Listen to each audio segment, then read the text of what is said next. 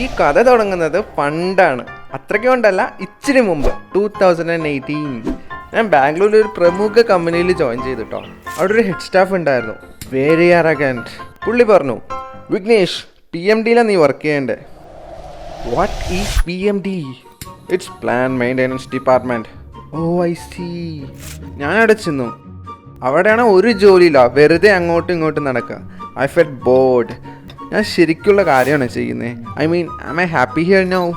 Is this my passion? No no no. മറിച്ചൊന്നും ചിന്തിച്ചില്ല. I quit. I took the train back. വീട്ടിലേക്ക് തിരിച്ചു വന്നു വിത്ത് ലോട്ട് ഓഫ് ഹാപ്പിനെസ്. ജോലി നിർത്തിയോണ്ടായിരിക്കും. My homies were confused. പക്ഷെ I am got happy although. എൻ്റെ മനസ്സിൽ ഒരേ ഒരു ചിന്ത മാത്രമേ ഉണ്ടായിരുന്നുള്ളൂ, യൂട്യൂബ്, എ ബിഗ് പ്ലാറ്റ്ഫോം. അവിടെ എൻ്റെ തോട്ട്സ്, ഐഡിയാസ്, മൈ ഗോൾസ് എല്ലാം ഷോക്കേസ് ചെയ്യാം. But wait, I don't have a camera, I don't have a proper lighting setup. ഞാൻ ഈ കാര്യം കാളിദാസിനോട് പറഞ്ഞു. And he passed me an idea. We decide to shoot on our cell phone. നല്ല excited ആയിരുന്നു.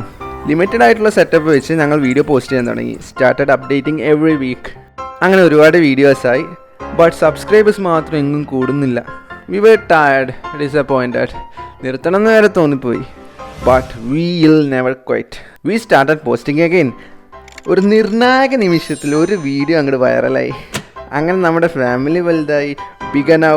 Thanks won't be enough, but എന്നാലും thank you. പിന്നെ ഞാൻ എങ്ങനെ യൂട്യൂബ് വീഡിയോസ് ഉണ്ടാക്കണമെന്ന് അറിയണ്ടേ?